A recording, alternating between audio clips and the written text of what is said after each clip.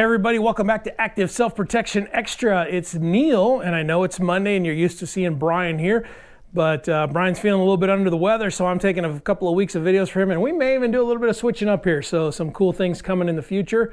But today, I want to talk to you about the Mantis unit.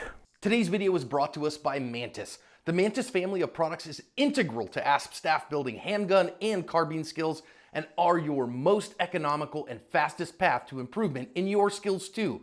Whether you choose the X10, the Laser Academy, the Blackbeard, or use them all in concert, they will help your practice be more effective, efficient, and fun. Go check them out, pick up a unit, and thank them for sponsoring today's video. All right, so you know that this is Mantis Dry Fire Monday, so we're gonna feature the Mantis here, and I've got my Mantis X10 here on a mag adapter for my VP9, which I'll bring on here in a minute, and I'm gonna show you some stuff that we can do with this. But over the next few weeks, what I'd like to do is walk through some dry fire featuring the Mantis and show you how it's great to have a Mantis. You don't necessarily need one. I totally understand that. Not everybody's got the budget for it or the time for it or whatever the case may be. But I want to challenge everybody that just got a Mantis in the last few weeks or months or whatever, that haven't been maybe using it the way that they could be, to join us in a little bit of a work with the Mantis. And then I'm going to show you how you can join us without the Mantis as well. And we're going to have some fun. So we're going to start out with what the Mantis is for those of you that maybe we're living under a rock and didn't know what this is, but this is the Mantis X10. It's a tiny little unit. The green light indicates that it's on. You can get an adapter to put to the base plate of your mag, so then you can work on draws and that kind of thing as well. But this is the unit. This is what you get when you order it. And what this does is it connects to your gun physically, and then through Bluetooth it's going to connect to your iPad or your tablet of whatever sort, your phone, whatever. And as you do dry fire, it is going to measure the movement of your muzzle based on the switch that's inside here, and it's going to give you a score from 0 to 100, 100 being good, meaning the muzzle didn't move at all through your trigger press. So it's basically going to give you a measurement of from when the trigger presses about 1/3 of a second backwards and about 1/3 of a second forward to come up with some more sort of score so that you can see where you're at. It doesn't indicate where your hits are. It just assumes that if you were aiming in the right place and the score is above 90, chances are you're probably going to get your hit. A lot of folks I know have already had these and used these a lot in our ASP Dry Fire Challenge on Facebook. We do challenges with these things all the time. But again, I totally get it. You don't have to have one, but I really want to show you what you can do with this. And we're going to spend a few weeks in Dry Fire Monday, Mantis Monday, actually featuring the Mantis, and spend some time with this thing so that you can see what the value is. If you've got one, you just don't know how to use it or haven't had enough time to really play with it, well, here's your chance. So let me get set up here and we're going to do some work. Okay, so I'm going to set this up on my tablet today so that you can see, and I've got a tripod sitting here that when I actually start doing the shooting, you'll see. But when you first come in and you're set up for the pistol, now this works with shotguns, rifles, and all of that as well, but I'm set up for the pistol right now. In the settings, you can see that I've got the pistol setting. I'm set up for a right-handed dry, and I've got it, the mount is set up in the forward direction. There's advanced settings and all of that kind of stuff to set up because every gun is just a little bit different, but you can get this so that it'll pick up most of your shots in dry fire, if not all of them. Couple of things to think about is when you're resetting your trigger, you want the muzzle pointed at least down to 45 degree, or it may pick that up as a shot as well. I know that's something that way back when I first started, I was always picking up shots because I was just racking out in front of me. But the first thing that I want to do is once you get one of these things and you have got the software installed and you make sure that it's picking up shots, the very first thing I want us to do is go down here into the train button, which is right down here. You're going to hit train and it's going to come up with the screen that you can see right now, and I hope you can see that. But about halfway down, there's the Mantis benchmark. And what the Mantis benchmark does is there's actually an instructional video that you can click on and see a little bit more, but you can follow this video and get the instructions there as well. But the goal is to give you your 10 best shots and get an average, and that's your benchmark, and that's where you are. And I always tell people, start your dry fire session, if you've got a Mantis, with a benchmark, just so you can kind of see where you are from a cold perspective. Even if you dry fired yesterday, at the very least you should do a benchmark once a week, I think. And I've been severely lacking with my with my Mantis. So you're going to get to come along with me and see how I do here. We do one-shot wonders or one-take wonders here at ASP, so if I screw this thing up, you're going to get to see it. We're not going to retake this. But when I hit the start button, I'm going to step back and I'm going to do 10 shots, and those 10 shots will be then averaged. We'll see where I am. There's also the group setting down here where you can come into the group. You can look me up. My username is Widener712. You can see I have not been shooting with this thing the way that I should have been or practicing with it as I could have been. And you can follow along in I think there's the group is the ASP Dry Fire Challenge as well. There's a fair amount of people that are in there, and that group is becoming it's picked up in activity recently again. We kind of let that thing slide a little bit, but we're coming back to it because I think it's important, and I think a lot of people are going to get these for the holidays and come in and you get a little bit of a community feel and some accountability when you work with other folks. So let me get this thing set up on the tripod so the camera can see it. You can see what my dry fire benchmark looks like. Okay, so with my little redneck setup here, I've got it on my rifle tripod and all of that. But I think you can see the screen as we are. And so I'm going to turn. I've got a safe direction here. I've got my barrel block in. I'm aiming at a 2-inch circle that's at about 8 yards away here in my basement. So there's a good backstop here, and that's a big thing with dry fire, to make sure that you've got a safe place to dry fire. Barrel block's a big part of that right now, because you can see there's a visual indicator that there's no way I can get ammo into this thing.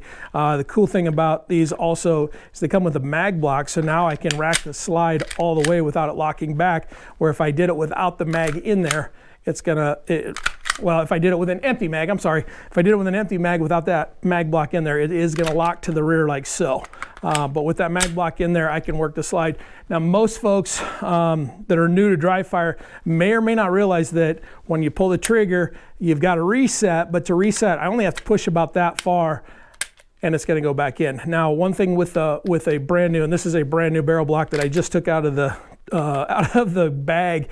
Sometimes it won't go all the way back into battery if you just do that much. You'll see that just because that plastic isn't broke in yet, so that's holding it. So just make sure you get back into battery and you should be in good shape. So with all that said, I'm going to hit start on a Mantis benchmark and cross my fingers that I don't suck today.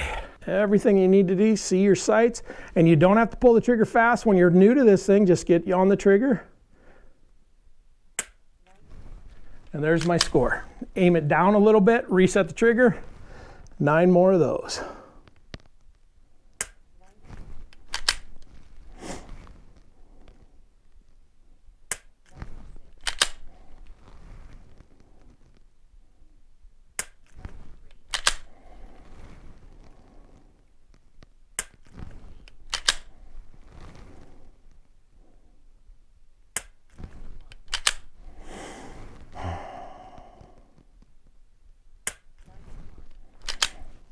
And it should be telling me I am 7 into this thing with an average of 93 so far. This is usually where the wheels fall off and Neil will throw a 70 or something to mess up my average, but let's see if I can hang on to this.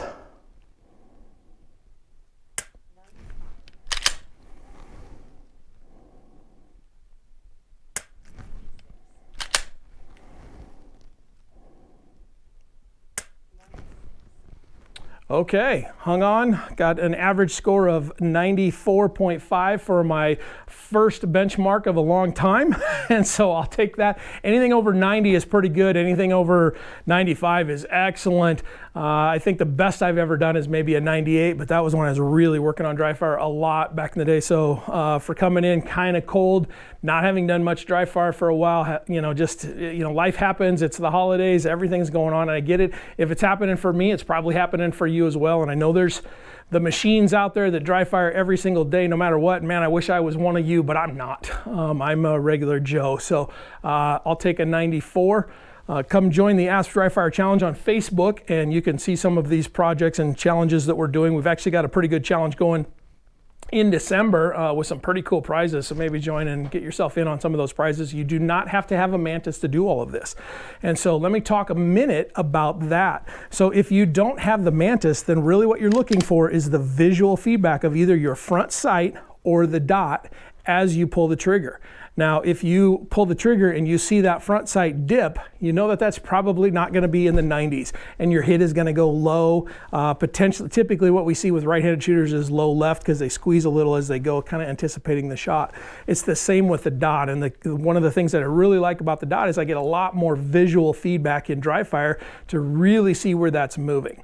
And the closer I am to my target, the smaller the target that I want. So if I'm at a target at about 3 to 5 feet, I use a thumbtack, and then I'm aiming at a tiny little target, and I really get feedback of where that's going. And it's what I really like about the dot versus the irons. And I get it, a lot of people shoot irons, and there's nothing wrong with them.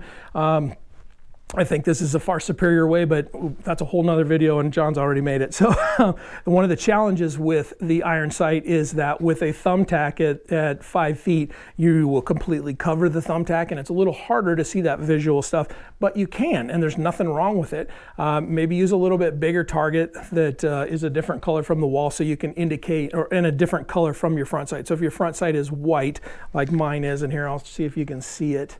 Can you see that white right there? If you could see that white, maybe use a target that's a different color than white so you can pick up that movement. Give you your 10 best shots, and then you probably ideally would take some notes and say, listen, today out of the 10 shots, 7 of them I had significant movement down, and typically what that is going to be is that's going to be our grip. We just need to really focus on that grip and push through. Even in dry fire, a lot of folks will anticipate that shot and they really struggle. And so what we see, and I'm going to exaggerate here, and I'll stand, well, here I've got white behind me. So what we see is when they pull the trigger, it goes down like so. And let me see, I'll put this thing in an open, let's see here, open training, because that's the next step after you do a benchmark, is go into some open training and get 50, 80, 100 trigger presses. So I'll stand this way and I'll show you kind of what that looks like and what you're going to see. So I think you can see the gun here on the screen. So if as I pull the trigger, I go down there a little bit, I couldn't hear what it's, oh, that was a 26. So I way over exaggerated, but what you're gonna see from a lot of folks with the Mantis, you're probably gonna be in the 60s to 40s to 70s, probably put it in that ballpark is where you're gonna go. And you just need to work on that. Now the Mantis will give you some idea. This said I was slapping the trigger, and that's the possible causes. That's not a be-all, end-all, but a possible cause. Really what I did was I slapped the trigger and I broke my wrist at the same time because I was trying to get a poor score. But if I really focus out here, I see my dot, and I've got a little target over here on this wall as well, and I try to keep that target, or that dot, just as still as I possibly can. And I press the trigger through it, making sure the dot stays there in the entire time. Now I've got a 92. That's what I want you to do this week. If you've got a Mantis, go do a benchmark and then do 100 presses or in the open, and see what your average is and start working through that. Look at the possible causes. Now understand that the possible causes are not they're not 100%, they're just possible causes, and understand that maybe yours is a little bit different.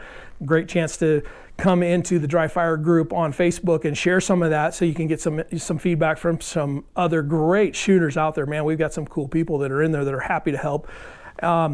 But see where you are this week, and then next week we're going to take the next step with the Mantis unit, and we'll see where we go. So thanks for watching. We'll see you next time.